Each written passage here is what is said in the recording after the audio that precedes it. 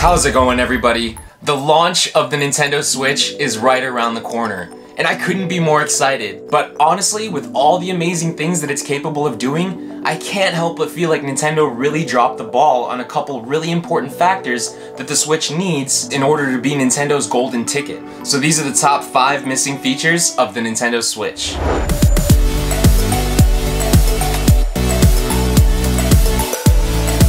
Starting at the top of the list at number 5, we have the web browser. There are those who refer to the internet as the summation of all human knowledge. It's an ecosystem that never fails to meet our demands or our cultural understandings. And with the inception of the smartphone, having this technology available to us on a portable medium has literally changed everything. Nintendo specifically designed the Switch to be capable of fitting into lifestyles that many of us lead today. But somehow they failed to include a web browser, the thing that gives us access to the internet. You know, the main source of communication for the majority of the modern world. I mean, this has to be the very first tablet ever created without a web browser. And that's insane if you think about it. Now, I know that Nintendo has claimed that the reason for this is to avoid the possibility of exploiting the Switch through homebrew software, just like many hackers did with the PSP, Vita, and 3DS. However, I still think this is a huge miss on Nintendo's part, and they really need to figure out a way to integrate this into the Switch in the future. Moving on down the list to number 4, we have battery life. I thought we were supposed to make advances in things like this when we jump console generations. I mean, I would gladly take a slightly thicker Switch with a longer battery life than basically ensuring that I'm gonna have to carry around a charging cable with me when I take my Switch out. 3 hours might be enough for some people, but for many core gamers and many people who plan to play the Switch mostly undocked, we'll always have to be mindful of the battery life.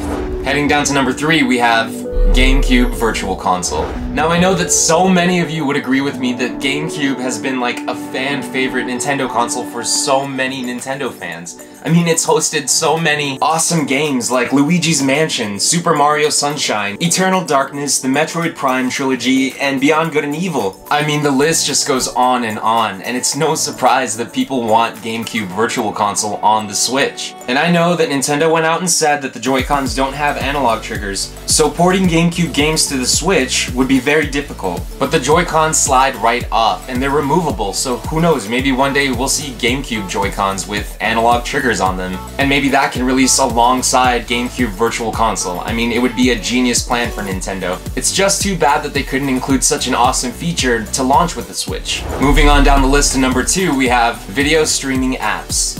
Okay, so imagine this scenario. Somebody has $300 and they really want to find a cool tablet for things like reading books, watching videos, and playing games, things that you would normally look for in a tablet.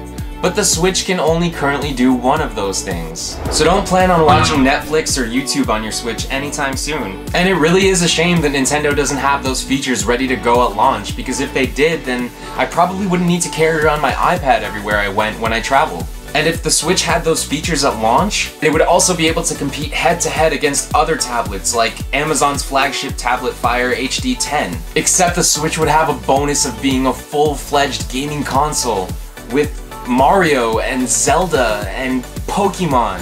And finally, number 1 on the list is third-party titles. No matter how you look at it, the Switch still needs more third-party support. And although Nintendo showed us a list of third-party developers that are supporting the Switch, for many people out there, that's still not enough. The Switch needs big third-party games like Call of Duty and Mass Effect and Assassin's Creed. One of the biggest failures of the Wii U was its lack of third-party support and in titles that appealed to mature audiences. Nintendo really has a chance to make a comeback with the Switch if they can show us some great third-party titles. However, if all we have to look forward to from major third parties are replaying old games like Skyrim, which by the way is a game that a lot of people beat like 5 years ago, well then we might just have another flop on our hands. But I still believe in Nintendo, and all 5 of these features can be updated into the Switch in the future. So I'm staying hopeful, and I'm definitely still gonna get my Switch. And if you want a Nintendo Switch and you didn't get a pre-order, make sure you're entered into the giveaway. I'm gonna be giving away a free Nintendo Switch to one of my subscribers if this channel can get to 20,000 subscribers by March 3rd. So make sure you're entered into the giveaway. All you have to do to be eligible is subscribe. So what do you guys think are some of the top 5 missing features of the Nintendo Switch? Did I forget to add any good ones on the list? Join me in the comments below and let me know. Also, if you enjoyed the video, please remember to like it and subscribe for more Switch videos just like this one. Thanks, and have a great day.